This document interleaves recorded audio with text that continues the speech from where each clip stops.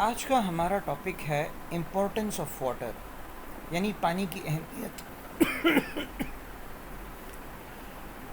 जैसे हम पहले बात कर चुके हैं कि हमारे सेल के अंदर 70 से लेके 90% तक पानी होता है। और ये मशहूर गाना भी आपने सुना होगा, वो क्या था?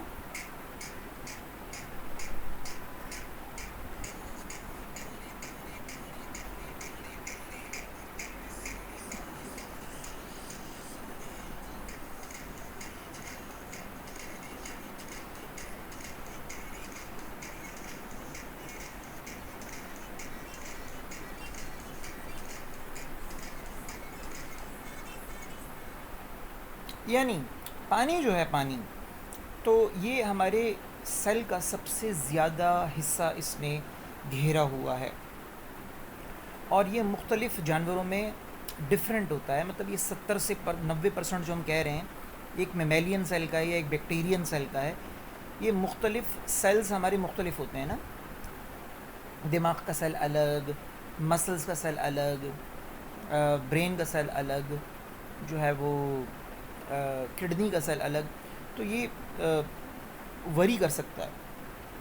तो ये परसेंटेज जो है, ये बस एक एवरेज वैल्यू निकाली गई है। तो हम कह सकते हैं कि यही मीडियम ऑफ लाइफ है। पानी जो है वो दरअसल क्या है? मीडियम ऑफ लाइफ है।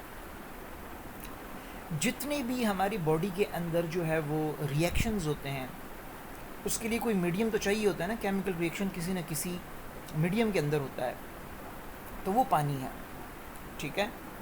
जैसे हमने अभी पहली वीडियो में बात की थी हाइड्रोलिसिस की, तो वो भी पानी की मौजूदगी में होता है।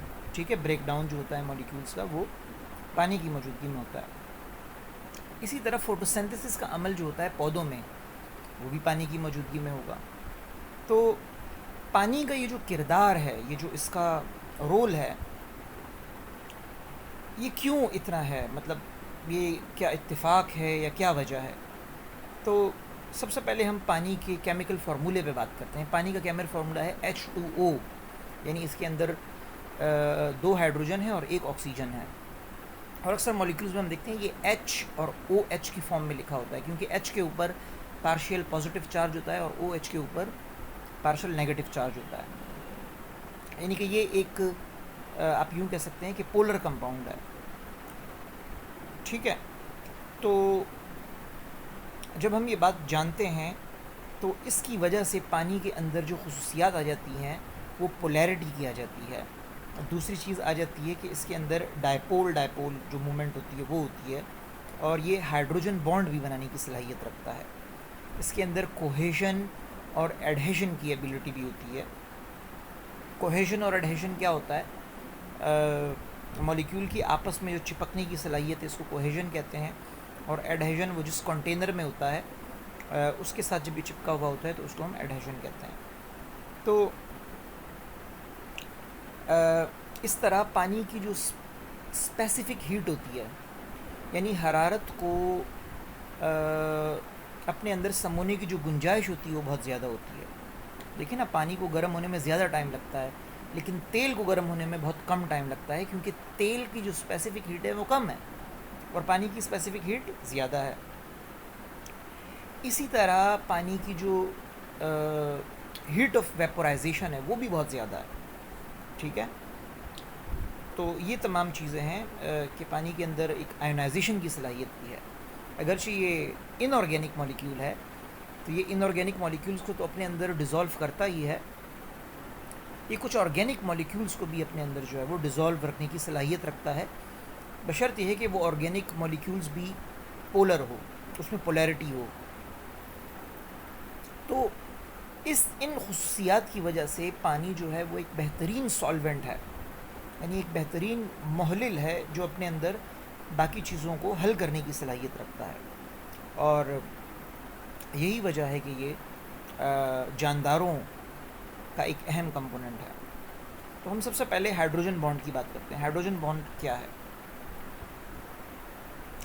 हाइड्रोजन बॉन्ड असल में जो बनता है, वो बनता है हाइड्रोजन, जैसे कि नाम से जाहिर है, और जो इलेक्ट्रोनेगेटिव एलिमेंट्स हैं, जैसे कि ऑक्सीजन हो गया, उसके साथ जब हाइड्रोजन का जो बॉन्ड बनता है, तो इसको हम हाइड्रोजन बॉन्ड कहते हैं। तो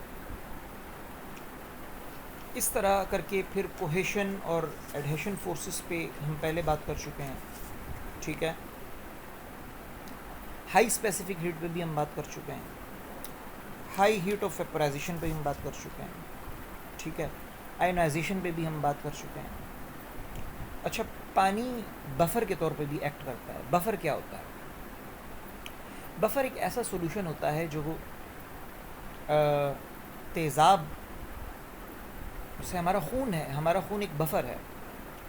हमारे खून के अंदर अगर कोई चीज़ एसिड ज़्यादा आएगा तो वो बफ़र ख़ुद ब खुद उसकी एसिडिटी को कम करके अल्कलिनिटी की तरफ ले जाएगा, और इस तरह अगर वो अल्कलिनिटी की तरफ आएगा तो वो उसको एसिडिक कर देगा। यानी कि पानी के अंदर ये जो H पॉजिटिव है ये बतौर एसिड एक्ट करता है, और पानी के अंदर ये जो OH नेगेटिव है ये बतौर बेस यानी बतौर अल्कली एक्ट करता है।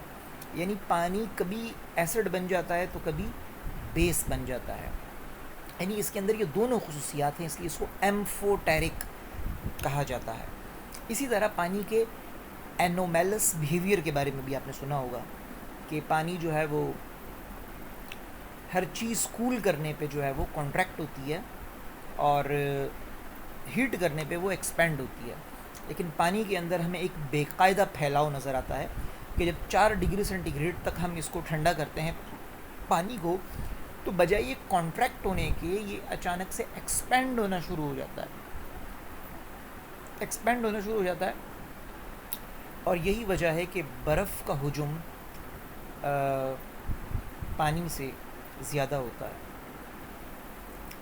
तो ये कुछ बातें हैं जो हमने पानी के मुतालिक की।